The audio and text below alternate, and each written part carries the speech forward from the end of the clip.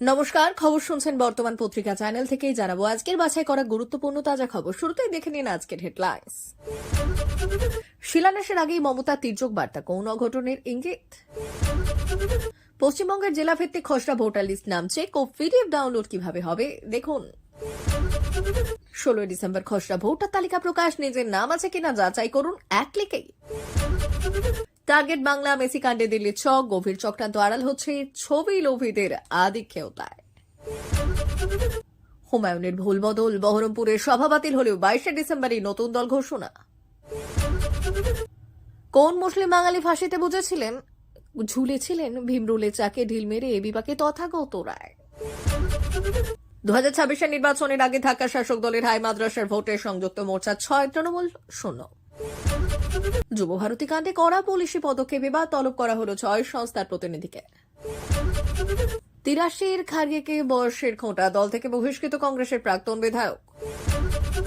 ফের বিতর্কে বিজেপি বিধায়ক সুশান্ত ঘোষ, পঞ্চায়েত সমিতির ভেতরেই দলের নেতাকে বেধড়ক মারধরের অভিযোগ। আসছে বিস্তারিত খবরে। শিলান্যাসের আগেই মমতা তির্যক বার্তা, কোন অঘটনের ইঙ্গিত দেখুন। বেলডাঙ্গায় বাবরি মসজিদের শিলান্যাস অনুষ্ঠানকে ঘিরে শনিবার সকাল থেকে উত্তেজনা বিরাজ করছে। তৃণমূল থেকে সদ্য সাসপেন্ড হওয়া ভরতপুরের বিধায়ক হুমায়ুন কবিরের উদ্যোগে এই শিলান্যাস হতে চলেছে। তার দাবি, এই অনুষ্ঠানে প্রায় 3 লক্ষ মানুষের সমাগম হবে। এই পরিস্থিতিতে বিশাল জনসমাবেশের আগে এলাকায় কড়া নিরাপত্তা বলয় তৈরি করেছে পুলিশ এবং আদালতের নির্দেশ মেনে অতিরিক্ত বাহিনী মোতায়েন করা হয়েছে। এই টানটান পরিস্থিতির মধ্যেই এদিন সকালে এক্স হ্যান্ডেলে একটি ইঙ্গিতপূর্ণ বার্তা দিলেন মুখ্যমন্ত্রী মমতা বন্দ্যোপাধ্যায়। সরাসরি হুমায়ুন কবির বা বাবরি মসজিদের শিলান্যাস উল্লেখ না করে তিনি লেখেন, একতায় শক্তি। রাজনৈতিক বিশ্লেষকরা মনে করছেন মুখ্যমন্ত্রীর এই পোস্ট বর্তমান পরিস্থিতিকেই ইঙ্গিত করছে।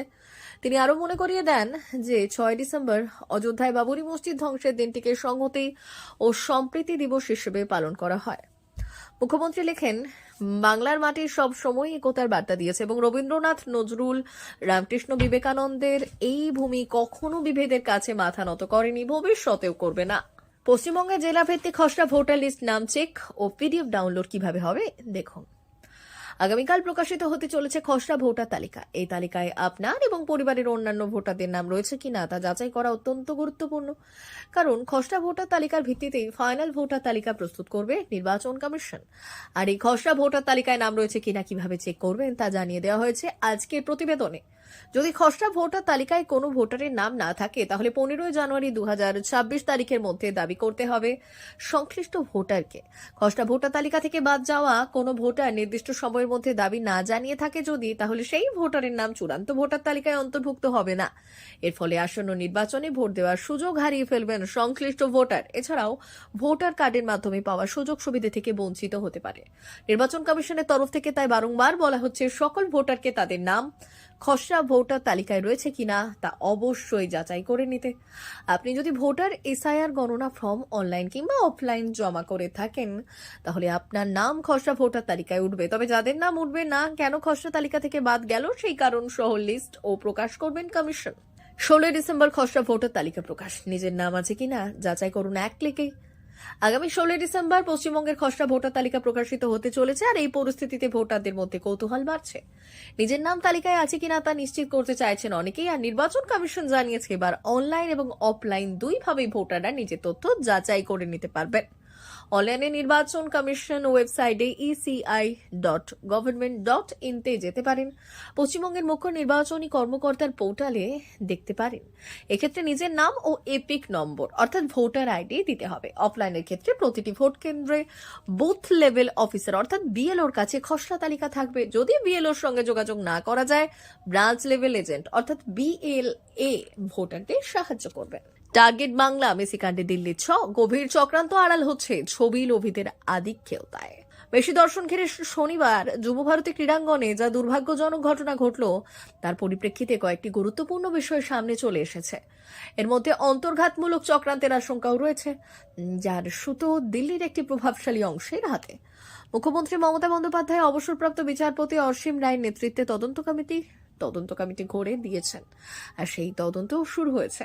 কেন এবং কিভাবে এই ঘটনা ঘটলো, এই প্রশ্নের জবাবে একদিকে যেমন বেসরকারি আয়োজকের চূড়ান্ত গাফিলতি কিংবা কিছু ছবি লোভী আংলা দায়িত্ব জ্ঞানহীনতার আচরণ রয়েছে, পাশাপাশি গেরুয়া পতাকা হাতে জয় শ্রীরাম স্লোগান তুলে যারা গুন্ডামি করলো সেই সূত্রে আরো বড় ষড়যন্ত্রের প্লট নিয়ে চর্চা চলছে। কেন এলেন না শতদ্রু? অনুষ্ঠানের আগের দিন দুপুরে ক্রীড়ামন্ত্রী অরূপ বিশ্বাস যুব ভারতীতে 4 ঘন্টা অপেক্ষা করছিলেন আয়োজক শতদ্রু দত্তর জন্য। মেসিকে নিয়ে ঠিক কি হবে খুঁটিনাটি পরিকল্পনা জানার ইচ্ছে ছিল তার। এই ধরনের বড় অনুষ্ঠান বা খেলা আগেও হয়েছে।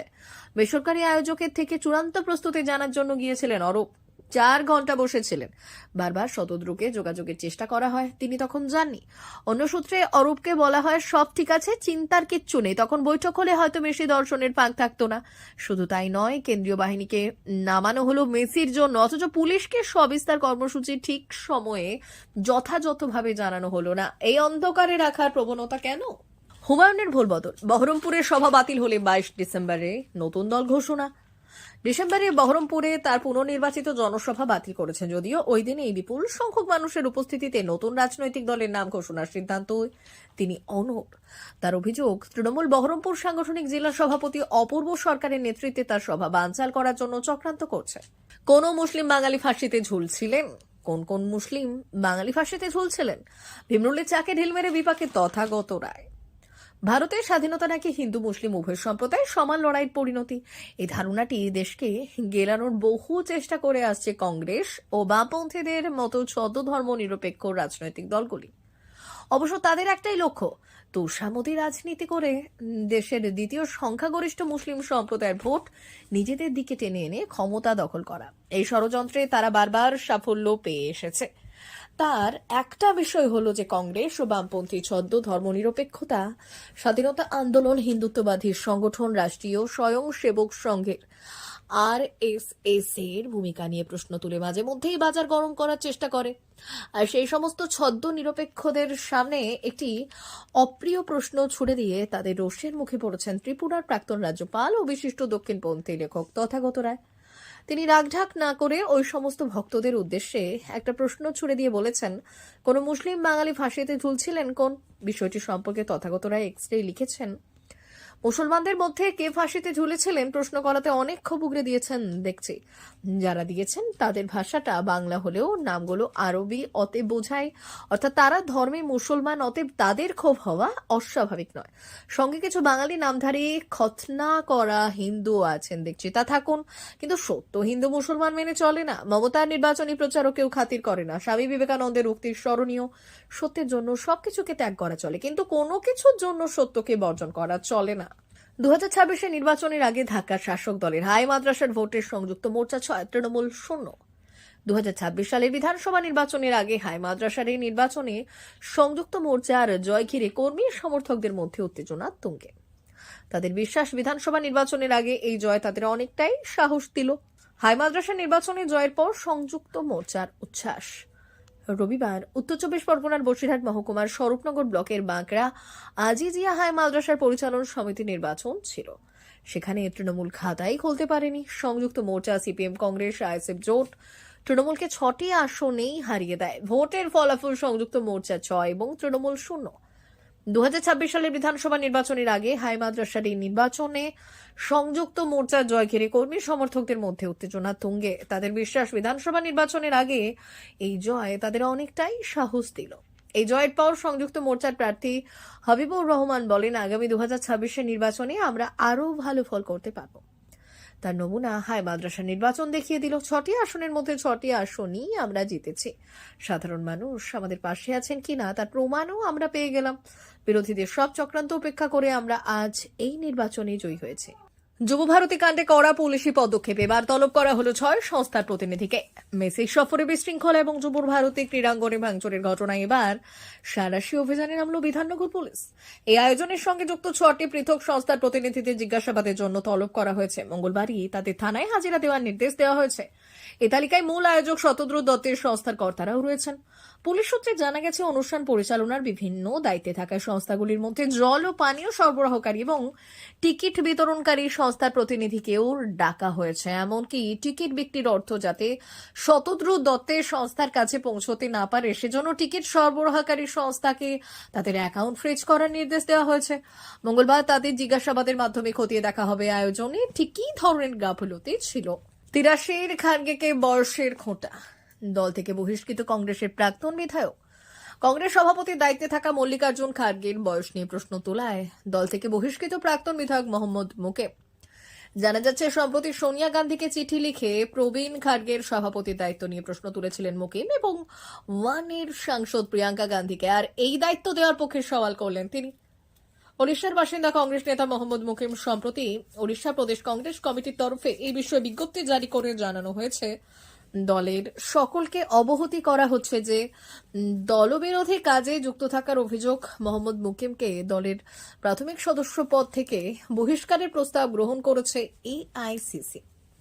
আর এই ঘটনার পর সংবাদ সংস্থা ANI কে দেওয়া সাক্ষাৎকারে মুকিম বলেন, আমি সোনিয়া গান্ধীকে চিঠি লিখে জানিয়েছিলাম দল এখন কঠিন সময়ের মধ্য দিয়ে যাচ্ছে, দলে নতুন নেতৃত্বের প্রয়োজন রয়েছে। খার্গে একজন সিনিয়র নেতা, তার বয়স 83 বছর। এই বয়সে কঠোর পরিশ্রম, দৌড়াদৌড়ি এবং মানুষের সাথে যোগাযোগ তার পক্ষে সম্ভব নয়। তাকে উপদেষ্টা হিসেবে রেখে তরুণ কাউকে সামনে আনা হোক। ফের বিতর্কে বিজেপি বিধায়ক সুশান্ত ঘোষ। পঞ্চায়েত সমিতির ভেতরেই দলের নেতাকে বেধড়ক মারধরের অভিযোগ। ফের বিতর্কে খানাকুলের বিজেপি বিধায়ক সুশান্ত ঘোষ। এবার বিজেপি পরিচালিত পঞ্চায়েত সমিতির অফিসে শিক্ষা কর্মাধ্যক্ষকে বেধড়ক মারধরের অভিযোগ উঠল তার বিরুদ্ধে। গুরুতর জখম হয়েছেন খানাকুল 2 নম্বর পঞ্চায়েত সমিতির শিক্ষা কর্মাধ্যক্ষ রবীন পাটেল। তার অভিযোগ, বিধায়ক তাকে এলোপাতাড়ি ঘুষি মারেন। যদিও দলের নেতার সব অভিযোগ অস্বীকার করেছেন খানাকুলের বিধায়ক। ঘটনাকে কেন্দ্র করে বিজেপিকে কটাক্ষ করেছে তৃণমূল। কিছুদিন আগেই খানাকুলে বিডিও চেম্বারে ঢুকে আঙুল তুলে চিৎকার করে বিতর্কে জড়িয়েছিলেন সুশান্ত ঘোষ। আর সেই ঘটনার রেস কাটতে না কাটতে এবার পঞ্চায়েত সমিতির অফিসে ঢুকে দলেরই নেতাকে বেধড়ক মারধরের অভিযোগ ওঠে। প্রিয় দর্শক, এখনকার মতো খবর এই পর্যন্তই। ধন্যবাদ।